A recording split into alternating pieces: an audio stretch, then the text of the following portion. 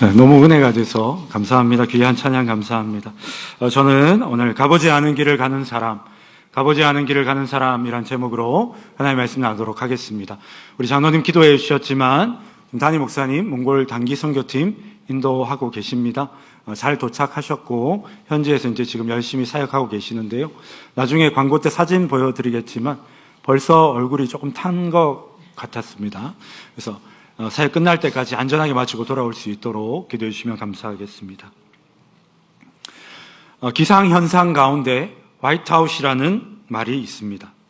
눈이나 안개가 한순간에 사람의 시야를 뒤덮어서 한 치 앞도 보이지 않는 현상을 말하는데요. 히말라야 같은 고산지대나 또 극지방에서 이 화이트아웃을 만나게 되면 사람이 위로 가는지 아니면 아래로 가는지, 이게 오른쪽인지 왼쪽인지 전혀 구분하기가 어렵다라고 합니다. 이렇게 사진 보시면 알겠지만 이건 그나마 조금 밝은 사진입니다. 훨씬 더 이게 구분하기 어렵다고 하는데요. 사방이 온통 하얗게 변해서 사람들이 방향 감각을 잃어버리게 되는 것이죠. 길을 잃어버리거나 큰 사고로 이어지는 경우가 그래서 많이 일어난다고 합니다. 이런 상황에서 그러면 사람들이 어떻게 해야 될까요? 그때 사람들이 가장 의지하는 것이 바로 경험이 많은 가이드의 목소리라고 합니다. 이 가이드가 앞장서 가면서 한 걸음씩 사람들에게 방향을 알려주시는 것이죠. 오른쪽으로 2걸음, 뒤로 1걸음, 앞으로 3걸음, 이런 식으로 가이드가 안내를 해주는 것입니다. 그러면 사람들이 자신의 눈으로는 이 길을 확인할 수가 없지만 이 가이드의 목소리를 듣고 걸음을 옮긴다라고 합니다. 그렇게 해서 걷다 보면 결국 안전한 곳에 이를 수가 있는 것이죠. 화이트아웃을 만나게 되면 자신의 경험이나 지식, 또 눈에 보이는 것을 의지할 수가 없게 됩니다. 앞이 보이지 않을 뿐만 아니라 모든 것이 희미하고 막막하기 때문이죠. 이때에 가장 중요한 것이 무엇입니까? 길을 잘 아는 사람을 의지하는 것입니다.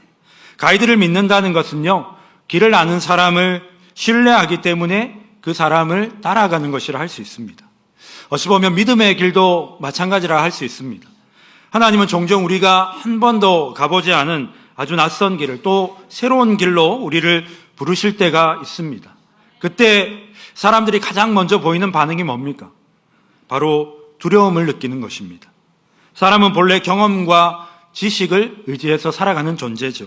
그런데 그 경험과 지식이 아무 소용이 없는 그런 순간을 마주하게 되면 자연스럽게 사람에게 두려움이 찾아오게 되는 것입니다. 오늘 말씀의 주인공인 아브라함, 이 아브라함을 가리켜서 우리가 믿음의 조상이라고 부릅니다. 믿음의 조상이라는 것은 그가 누구도 가보지 않았던 그 길을 처음으로 갔다라는 것인데요. 아브라함이 두려움 없이 그 길을 걸었던 것이 아니었습니다.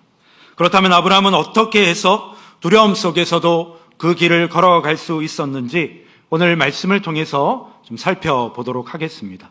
첫 번째, 가보지 않은 길을 갈 때는 두려움이 찾아옵니다. 함께 읽어볼까요? 가보지 않은 길을 갈 때는 두려움이 찾아옵니다. 오늘 본문은 하나님께서 아브라함을 찾아오시는 장면으로 시작이 됩니다. 1절 말씀 보시면 이후에 여호와의 말씀이 환상 중에 아브라함에게 이르시되 아브라함아 두려워하지 말라. 나는 내 방패요 너의 지극히 큰 상급이니라. 자, 아브라함을 찾아오신 하나님이 그에게 두려워하지 말라고 하셨습니다. 자, 그렇다면 무엇이 아브라함을 두렵게 했을까요? 바로 앞에 창세기 14장에 보시면 아브라함이 예상하지 못했던 전쟁에 휘말리게 되는 내용이 나옵니다. 동방의 여러 왕들이 이 가나안 땅에 쳐들어왔는데 그 과정에서 아브라함의 유일한 혈육이었던 조카 롯이 포로로 잡혀가게 되었던 것이죠. 아브라함은 자신의 집에서 훈련시켰던 318명의 군사들을 이끌고 이 적들을 추격했습니다. 숫자로 보면 사실 상대가 되지 않는 싸움이었습니다. 하지만 하나님께서 이 아브라함과 함께 하심으로 놀라운 승리를 거둘 수가 있었던 것이죠. 근데 전쟁은 승리로 끝이 났지만 아브라함의 마음이 편치가 않았습니다. 적들이 언제 다시 쳐들어올지 알 수가 없었기 때문이죠. 비록 아브라함이 승리를 거두기는 했지만 후환이 두려웠던 것입니다. 바로 그때에 오늘 말씀에 나오는 것처럼 하나님께서 아브라함을 찾아오셔서 말씀해 주셨던 것입니다. 뭐라고요? 아브라함아 두려워하지 말라. 나는 내 방패요 너의 지극히 큰 상급이니라. 여러분, 두려워하던 아브라함에게 이 말씀 위로가 되지 않았겠습니까? 분명 위로가 되었을 겁니다. 그런데 사실 우리는 이런 위로의 말씀을 주시기보다는 당장 지금 내가 마주하고 있는 문제를 좀 해결해 주셨으면 좋겠다라는 마음이 더 클 때가 있습니다. 기적적인 방법을 통해서라도 하나님께서 좀 내 삶 가운데 역사해 주시면 좋겠다라는 마음이 들기도 하죠. 그런데 여러분, 오늘 말씀에 보니까 하나님이 어떻게 하십니까? 상황을 바꿔주시기보다는 먼저 말씀을 주셨습니다. 힘들 때 누군가 찾아와서 힘드시죠? 기운 내세요. 힘내세요. 이런 얘기를 해주면요, 분명 우리가 그 순간에는 위로를 받습니다. 그런데 현실이 바뀌지 않으면 그 위로가 오래 가지 못한다라는 것이죠. 근데 여러분, 하나님의 말씀은 단순한 위로가 아닌 줄 믿으시기 바랍니다. 하나님의 말씀은 곧 능력인 줄 믿으시기 바랍니다. 하나님께서 세상을 지으셨을 때 무엇으로 지으셨습니까? 말씀으로 지으셨습니다. 빛이 있으라 말씀하시자 빛이 있었습니다. 하나님의 말씀에는 현실을 바꾸는 능력이 있는 줄 믿으시기 바랍니다. 그래서 두려워하던 아브라함에게 가장 먼저 말씀을 주신 것이죠. 나는 내 방패요 너의 지극히 큰 상급이니라. 하지만 이 하나님의 말씀을 듣고도 아브라함은 그 말씀을 온전히 받아들이지 못했습니다. 2절 상반절 말씀을 보니까요, 주 여호와여 무엇을 내게 주시려 하나이까? 하나님의 말씀에 대한 아브라함의 반응이 이것이었습니다. 좀 더 쉽게 풀어서 보면, 그래서 하나님 저한테 뭘 주시려고 합니까? 라고 이야기를 한 것이죠. 약속의 말씀을 받기는 했지만 그 말씀이 아브라함의 마음에 와닿지 않았던 것입니다. 다른 말로 하면 귀에 들어오지 않았다라는 것이죠. 왜냐하면 지금 현실의 문제가 아브라함의 마음을 계속해서 사로잡고 있었기 때문입니다. 여러분, 하나님이 아브라함을 부르실 때요, 3가지 약속을 주셨습니다. 첫 번째, 자손을 주셔서, 자녀를 주셔서 큰 민족을 이루게 하시겠다는 것이었습니다. 두 번째 무엇입니까? 땅을 주신다는 것이었습니다. 세 번째, 복의 근원이 되게 하시겠다는 것이었습니다. 그런데 하나님의 약속을 받고 갈대아 우르를 떠난 지 지금 10년이라는 시간이 흘렀는데 자식은 생길 기미가 보이지 않습니다. 변변한 땅 한 평 가지지도 못했습니다.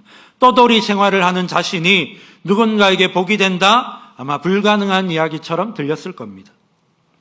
여러분도 신앙생활 하다 보면 그런 질문을 하고 싶을 때가 있지 않으십니까? 아니, 하나님 정말 그때 저한테 약속하신 거 그거 맞습니까? 왜요? 약속과 현실이 너무 다르다 보니까 하나님의 뜻을 분별하기가 어려울 때가 있는 것이죠. 다른 문제도 사실 아브라함의 마음을 힘들게 했습니다. 하지만 그 중에서도 가장 마음을 어렵게 했던 것은 바로 자녀의 문제였습니다. 하나님께서 아브라함에게 나는 내 방패요 너의 지극히 큰 상급이니라는 말씀을 주셨습니다. 이걸 우리말 성경으로 보면요, 나는 내 방패니 내가 받게 될 상이 아주 클 것이다로 이렇게 번역이 되어 있습니다.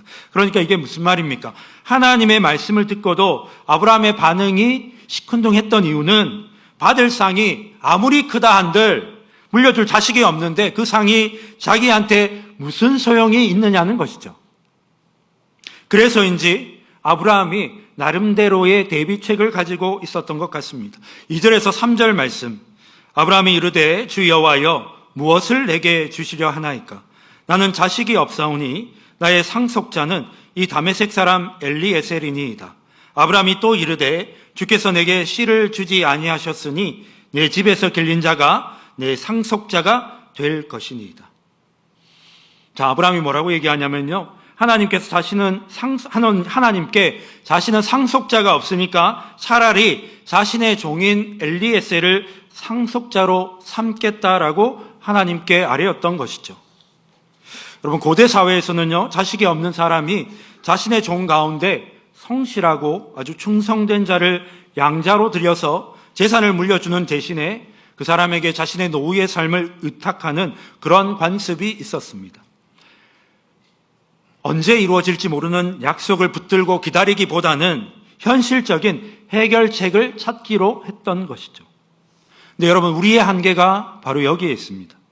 우리는 하나님의 약속을 기다리는 것보다는 현실적인 대안을 사실 먼저 찾고 싶어 하죠. 괜히 내가 기다리다 실패해서 망신을 당하기보다 요즘 말로 플랜 B를 준비해 두는 겁니다. 세상에서는요, 이런 것을 지혜롭다고 이야기합니다. 하지만 여러분, 믿음 안에서 이것은 지혜가 아니라 하나님을 온전히 신뢰하지 못하는 데서 비롯된 일종의 안전장치라 할 수 있습니다. 하나님의 약속을 기다리는 것이 어려워서 현실적인 대안을 마련해 두었던 것이죠. 혹시 여러분에게도 자신만의 엘리에셀이 있지 않으십니까? 하나님의 약속을 기다리는 것보다 현실적인 대안을 마련해 두고 하나님의 방법을 신뢰하기보다 더 확실하다고 생각이 되는 자신만의 방법을 혹시 여러분 마련해 두고 계시지는 않으십니까? 현실적인 준비 자체가 잘못되었다는 것이 아닙니다. 문제는 우리 마음의 중심이 어디에 있느냐는 것이죠. 가보지 않은 길을 갈 때 사람들은 하나님보다 자신의 경험과 지식을 더 의지하려고 합니다. 하나님의 약속을 기다리기보다는 현실적인 대안을 마련해 두려고 하는 것이죠. 아브라함도 마찬가지였다는 겁니다. 그럼에도 우리가 오늘 말씀에서 주목해서 볼 만한 것은 아브라함은 자신이 느꼈던 그 두려움, 그 답답함을 그냥 혼자 가지고 있었던 게 아니라는 겁니다. 그걸 하나님께 가지고 나아갔다라는 것이죠. 여러분, 같은 말도 사람에게 하면요, 그건 원망이 되고 불평이 됩니다. 하지만 하나님께 하면 기도가 되는 줄 믿으시기 바랍니다. 우리가 해야 될 일은요, 의심하고 대안을 찾는 게 아닙니다. 먼저 하나님께 묻고 구하는 것인 줄 믿으시기 바랍니다. 하나님께서 이 아브라함의 고백을 들으시고 어떻게 하십니까? 그를 탓하거나 책망하거나 혼을 내지 않으십니다. 믿음의 사람이라고 해서 여러분 다 하나님을 찬양하기만 했던 것이 아닙니다. 시편을 보면요, 믿음의 사람들도 하나님 앞에서 자신의 두려움과 답답함을 숨기지 않고 고백하는 내용을 우리가 볼 수 있습니다. 이게 무슨 말입니까? 하나님은 자기 백성이 하나님 앞에 서운함, 두려움, 답답함, 염려 이런 것들 고백하는 것을 허락해 주셨다라는 것입니다. 베드로전서 5장 7절 말씀을 보면 너희 염려를 다 주께 맡기라. 이는 그가 너희를 돌보심이라. 아멘. 여러분, 여기서 돌보신다는 것은요, 멀리서 지켜보신다 이런 뜻이 아닙니다. 우리 문제를 자기 일처럼 여기시고 책임지신다라는 의미를 담고 있습니다. 하나님은 저와 여러분의 문제를 방관하시는 분이 아니라 자기 일처럼 여기시는 분인 줄 믿으시기 바랍니다. 그러므로 여러분, 두려움이 찾아오게 될 때 그 두려움을 모두 주님께 맡기게 되시기를 축원합니다. 가보지 않은 길을 갈 때는요, 두려움이 찾아오는 것이 여러분 이상한 일이 아닙니다. 그러나 믿음의 사람은 그 두려움에 끌려다니는 사람이 아니라 그 두려움을 가지고 하나님 앞으로 나아가는 사람입니다. 두려움을 느끼는 것이 여러분 문제가 되는 것이 아닙니다. 그 두려움 때문에 하나님이 아닌 다른 것을 더 의지하려 하는 것, 그것이 문제가 되는 것이죠. 하나님은 두려워하는 아브라함에게 새로운 방법이나 길을 알려주신 것이 아닙니다. 다시 약속을 붙들 수 있도록 해주셨던 것이죠. 두 번째, 가보지 않은 길을 갈 때는 약속을 붙들어야 합니다. 함께 하겠습니다. 가보지 않은 길을 갈 때는 약속을 붙들어야 합니다. 하나님은 엘리에셀을 상속자로 삼으려는 아브라함의 계획을 그냥 두지 않으셨습니다. 아브라함의 고백을 듣고 하나님께서 뭐라고 말씀하셨을까요? 4절 말씀 보겠습니다. 여호와의 말씀이 그에게 임하여 이르시되 그 사람이 내 상속자가 아니라 내 몸에서 날 자가 내 상속자가 되리라. 하나님은 분명히 엘리에셀이 아니라 아브라함의 몸에서 난 자가 그의 상속자가 될 것이라고 하셨습니다. 하나님께서 아브라함에게 주신 말씀은 여러분 새로운 약속이 사실 아니었습니다. 창세기 12장에서 아브라함에게 주신 약속을 다시 한 번 더 어떻게 하신 겁니까? 확인시켜 주신 것이었습니다. 하나님은요, 약속을 쉽게 바꾸시는 분이 아닙니다. 여러분, 시간이 흘렀다고 해서 약속이 저절로 변하는 게 아닙니다. 약속이 이루어지지 않는 것처럼 보여도 하나님은 여전히 그 약속을 이루어가고 계신 줄 믿으시기 바랍니다. 하나님이요, 아브라함에게 그렇게 말씀만 주신 것이 아니었습니다. 아브라함에게 말씀을 주신 후에 어떻게 합니까? 그를 데리고 밖으로 나가셨습니다. 5절 말씀, 그를 이끌고 밖으로 나가 이르시되 하늘을 우러러 무뼈를 셀 수 있나 보라. 또 그에게 이르시되 네 자손이 이와 같으리라. 자, 아브라함을 밖으로 데리고 나가셔서 어떻게 하셨습니까? 그에게 밤하늘의 별들을 보여주셨습니다. 당시 아브라함의 모습을 보면요, 자기 문제에 사로잡혀 있는 것 같은 모습을 볼 수 있습니다. 자녀가 없는 자신의 형편만 보이고 시간이 흘러가는 것만 보였던 것이죠. 그래서 하나님이 어떻게 하십니까? 이 아브라함의 시선을 하나님께로 돌리기 위해서 그를 밖으로 이끌어내셨던 것입니다. 여러분, 하나님께서 아브라함에게 별을 보여주신 것은요, 문제를 해결하기 위해서가 아니었습니다. 하나님이 어떤 분인지를 다시 바라볼 수 있도록 하기 위해서였던 것이죠. 시편 8편 3절에서 4절 말씀을 보면요, 주의 손가락으로 만드신 주의 하늘과 주께서 베풀어 주신 달과 별들을 내가 보오니 사람이 무엇이기에 주께서 그를 생각하시며 인자가 무엇이기에 주께서 그를 돌보시나이까. 여러분, 이 고백은 다윗이 하늘의 달과 별들을 보면서 하나님이 어떤 분인지를 고백했던 말씀입니다.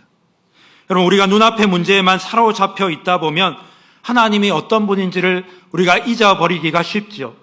하나님은 자기 문제에 지금 사로잡혀 있던 아브라함에게 하나님이 어떤 분인지를 가르쳐 주셨습니다. 여러분, 저와 여러분이 믿는 하나님은 천지 만물을 창조하시고 온 우주 만물을 다스리시는 전능하신 분인 줄 믿으시기 바랍니다. 하나님께서 아브라함의 형편을 먼저 바꿔주셨던 것이 아닙니다. 먼저 어떻게 하셨습니까? 그의 시선을 바꿔주셨습니다. 여러분, 문제의 크기가 아니라 하나님이 어떤 분인지, 하나님이 얼마나 위대하신 분인지를 먼저 알아야 됩니다. 그래야지 우리가 하나님의 약속을 믿음으로 붙잡을 수가 있는 것이죠. 가보지 않은 길을 갈 때는요, 경험이나 지식보다 하나님의 약속이 사실 더 중요합니다. 경험이나 지식은 자꾸 우리에게 불가능하다고 이야기를 해요. 지금까지 안 됐으니까 앞으로도 안 될 거라고 우리에게 자꾸 이야기를 해요. 현실은 우리에게 뭐라고 얘기합니까? 늦었다라고 이야기를 해요. 이미 나이도 많고 시간도 너무 많이 지났으니까 이제 안 될 거다라고 이야기를 해요. 그런데 하나님의 약속은 하나님께서 우리에게 이루실 것이라고 말씀하고 있습니다. 이게 경험과 약속의 결정적인 차이라는 것입니다. 경험은 지금까지를 말하지만 그런 약속은 하나님이 어떤 분인지를 말합니다. 경험은요, 과거를 근거로 말하지만 약속은 하나님이 어떤 분인지를 근거로 말합니다. 저와 여러분이 의지해야 할 것은 여러분 분명합니다. 경험이 아니라, 현실이 아니라 하나님의 약속을 붙잡게 되시기를 주님의 이름으로 축원합니다. 여러분, 신약에서 바울이 이 장면을 이렇게 말씀하고 있습니다. 로마서 4장 18절 말씀. 아브라함이 바랄 수 없는 중에 바라고 믿었으니. 여러분, 아브라함에게 바랄 만한 근거가 있었습니까? 그의 몸은 이미 죽은 것과 같았습니다. 살아도 아이를 낳을 수 없는 상태였습니다. 그런데도 아브라함은 하나님께서 약속하신 것을 능히 이루실 줄로 확신했다라는 것입니다. 여러분, 믿음의 사람은 현실을 부정하는 사람이 아닙니다. 현실을 무시하라는 것도 아닙니다. 오히려 현실을 누구보다 분명히 보지만 그 현실이 끝이 아니라는 것을 아는 사람입니다.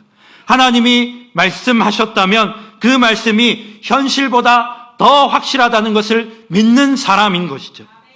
여러분, 그러므로 흔들릴 때마다 다시 약속의 말씀을 붙잡게 되시기를 축복합니다. 왜냐하면 약속은 우리의 상태에 따라 변하는 것이 아니라 하나님의 신실하심 위에 서 있기 때문입니다. 가보지 않은 길을 끝까지 걸어가게 하는 것은 우리의 경험과 지식이 아니라 하나님의 약속입니다.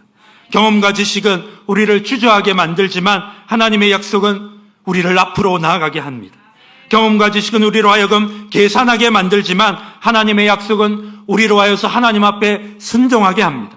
그러므로 경험과 지식으로 판단하기보다는 믿음으로 하나님의 약속을 붙들게 되시기를 축복합니다. 세 번째, 가보지 않은 길은 믿음으로 가야 합니다. 함께 하겠습니다. 가보지 않은 길은 믿음으로 가야 합니다. 하나님의 약속을 다시 확인한 아브라함이 하나님 앞에 어떻게 반응을 했을까요? 6절 말씀입니다. 아브라함이 여호와를 믿으니 여호와께서 이를 그의 의로 여기시고. 성경은 아브라함이 여호와를 믿었다라고 말씀합니다. 근데 여기서 중요한 것은요, 아브라함이 지금 약속이 이루어진 것을 보고 믿은 것이 아니라는 겁니다. 여전히 아브라함에게는 자녀가 없었습니다. 아무것도 달라진 것이 없었습니다. 그런데도 뭐라고 말씀합니까? 하나님을 믿었다라고 말씀하고 있습니다. 성경에서 믿었다는 표현이 처음으로 등장하는 장면입니다. 여러분, 여기서 말하는 믿음은요, 하나님의 말씀에 아브라함도 동의를 했다, 이 정도가 아닙니다.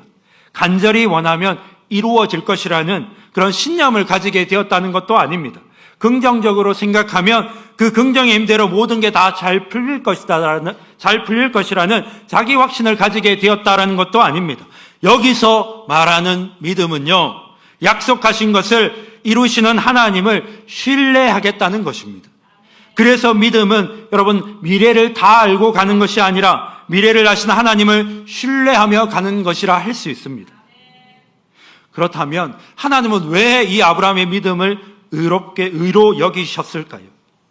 하나님께서 아브라함을 의롭다고 인정하신 것은요, 그의 행위가 완전했기 때문이 아니었습니다. 조금 전까지만 해도 아브라함이 뭐라고 얘기했습니까? 엘리에셀을 자신의 상속자로 생각한다고 고백했습니다. 아브라함에게 두려움이 있었고 하나님의 약속을 의심하기까지도 했습니다. 그런데 하나님은 자신을 신뢰하겠다는 아브라함의 믿음을 의로 여기셨다는 것이죠. 여러분, 하나님께서 기뻐하시는 사람은요, 완전한 사람이 아닙니다. 하나님은 하나님을 신뢰하는 사람을 기뻐하시는 줄 믿으시기 바랍니다. 히브리서 기자가 아브라함이 가졌던 이 믿음을 이렇게 소개하고 있습니다. 히브리서 11장 8절 말씀. 믿음으로 아브라함은 부르심을 받았을 때에 순종하여 장래 유업으로 받을 땅에 나아갈새 갈 바를 알지 못하고 나아갔으며. 자, 여기서 보겠습니다. 갈 바를 알지 못했다라는 표현이 나옵니다. 갈 바를 알지 못했다는 것은요, 아브라함이 어디로 가야 할지 몰랐다라는 것입니다. 네, 아브라함은 진짜 어디로 가야 될지 몰랐습니다. 하지만 아브라함은 분명히 한 가지 아는 사실은 있었습니다. 누구를 따라가야 할지는 알고 있었다라는 것이죠. 그래서 앞이 보이지 않는 막막함에도 불구하고 끝까지 하나님의 약속을 붙잡고 그가 믿음의 걸음을 걸어갈 수 있었던 것입니다.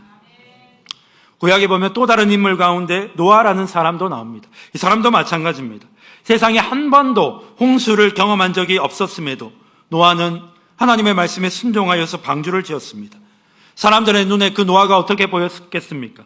아주 어리석게 보였을 겁니다. 어떤 사람은 아마 미친 사람이라고도 했을 겁니다. 그럼에도 그가 그렇게 할 수 있었던 것 무엇입니까? 하나님을 신뢰했기 때문입니다. 그래서 그가 하나님의 말씀에 순종하여 방주를 지을 수가 있었던 것이죠. 두 사람 다 결과를 보고 순종했던 것이 아니었습니다. 그들은 하나님의 약속을 믿음으로 붙잡고 걸어갔습니다. 그런데 여러분, 그 믿음은요, 하루아침에 완성된 것이 아니었습니다. 아브라함은 하나님의 약속을 받고 몇 년을 기다렸습니까? 무려 25년이라는 시간을 기다렸습니다. 75세에 하나님의 약속을 받고 100세의 아들 이삭을 얻었습니다. 25년을 기다린 것도 정말 대단하지만 소망을 가질 수 없는 나이에도 그는 하나님의 약속을 믿고 기다렸다는 것이죠. 물론 여러분, 그것이 아브라함의 열심 때문만은 아니었습니다. 하나님께서 이 아브라함에게 주신 약속을 이루는 과정 속에서 아브라함의 믿음도 함께 자랄 수 있도록 해주셨던 것이죠. 그 긴 시간 동안 하나님은 단 한 번도 아브라함을 떠나지 않으셨습니다. 하나님은 여러분, 약속만 이루시는 분이 아닙니다. 약속을 받은 사람도 함께 준비시키는 분인 줄 믿으시기 바랍니다. 가보지 않은 길을 끝까지 걸어가게 하는 것은 경험이나 지식이 아닙니다. 사람의 강한 의지도 아닙니다. 약속하신 것을 이루시는 하나님을 신뢰하는 믿음입니다. 경험과 지식은 어떻게 한다고요? 자꾸 우리를 계산하게 만든다고요. 하지만 하나님의 약속은 우리를 순종하게 만든 줄 믿으시기 바랍니다. 그러므로 모른다고, 내가 어떻게 해야 될지 모른다고 하나님 앞에 주저앉는 사람이 아니라 하나님을 신뢰함으로 그 길을 끝까지 걸어가는 사람 되시기를 주님의 이름으로 축원합니다. 말씀을 마무리하겠습니다. 아브라함을 가장 두렵게 했던 것은 눈앞의 현실이 아닙니다. 아무도 가보지 않았던 그 길을 걸어가야 한다는 것이었습니다. 저와 여러분도 마찬가지 아니겠습니까? 우리는 다 가보지 않은 길을 걸어가는 사람들입니다. 그리고 지금도 걷고 있는 사람들입니다. 여러분, 이스라엘 백성들이 40년이라는 시간을 광야에서 보냈습니다. 그 광야의 시간을 보내고 요단강을 건너서 이제 약속의 땅으로 들어가기 목전에 두고 있었습니다. 그때 하나님이 이스라엘 백성들을 향해서 뭐라고 말씀하시냐면요, 여수와 3장 4절 말씀, 너희가 이전에 이 길을 지나보지 못하였음이니라. 하나님이 이스라엘 백성들을 보면서 염려하신 것은 이스라엘 백성들 모두가 가보지 않은 길을 그들이 가야 했다는 것입니다. 그래서 하나님이 어떻게 하십니까? 하나님이 제사장들이 먼저 언약궤를 메고 먼저 요단강에 들어가도록 하셨습니다. 여러분, 언약궤가 어떤 의미를 갖고 있습니까? 언약궤는 하나님의 임재를 상징합니다. 그러니까 이게 무슨 뜻입니까? 하나님이 이스라엘과 함께 하신다는 것입니다. 하나님이 이스라엘과 함께 하실 뿐만이 아니라 내가 너희들보다 앞서가며 너희의 길을 예비하고 너희의 길을 인도할 것이라고 말씀하고 있는 것입니다. 이스라엘 백성들은 하나님께서 열어놓으신 바로 그 길을 따라갔던 것이죠. 여러분, 하나님이 아브라함보다도 앞서가셨습니다. 아브라함을 인도하신 하나님이 저와 여러분의 하나님이신 줄 믿으시기 바랍니다. 하나님이 지금도 저와 여러분보다 앞서가시면서 저와 여러분의 길을 인도하고 계십니다. 제가 마지막으로 말씀 한 구절만 나누겠습니다. 이사야 41장 10절 말씀입니다. 우리 같이 한번 읽겠습니다. 두려워하지 말라, 내가 너와 함께함이라. 놀라지 말라, 나는 내 하나님이 됨이라. 내가 너를 굳세게 하리라. 참으로 너를 도와주리라. 참으로 나의 의로운 오른손으로 너를 붙들리라. 아멘. 여러분, 저와 여러분이 믿는 하나님은 신실하신 하나님이신 줄 믿으시기 바랍니다. 두려워하는 인생을 찾아오시고 그 인생을 말씀으로 붙드시고 그 인생의 걸음을 인도해 주십니다. 길을 인도하시는 하나님을 끝까지 신뢰하시기를 주님의 이름으로 축복합니다. 그 하나님을 신뢰하는 사람만이 가보지 않은 길도 끝까지 걸어갈 수 있습니다. 바라기는 이 신실하신 하나님을 끝까지 신뢰하며 하나님께서 인도하시는 길을 끝까지 믿음으로 걸어가는 저와 우리 성도님들 되시기를 주님의 이름으로 축원합니다. 우리 찬양하고 기도하겠습니다.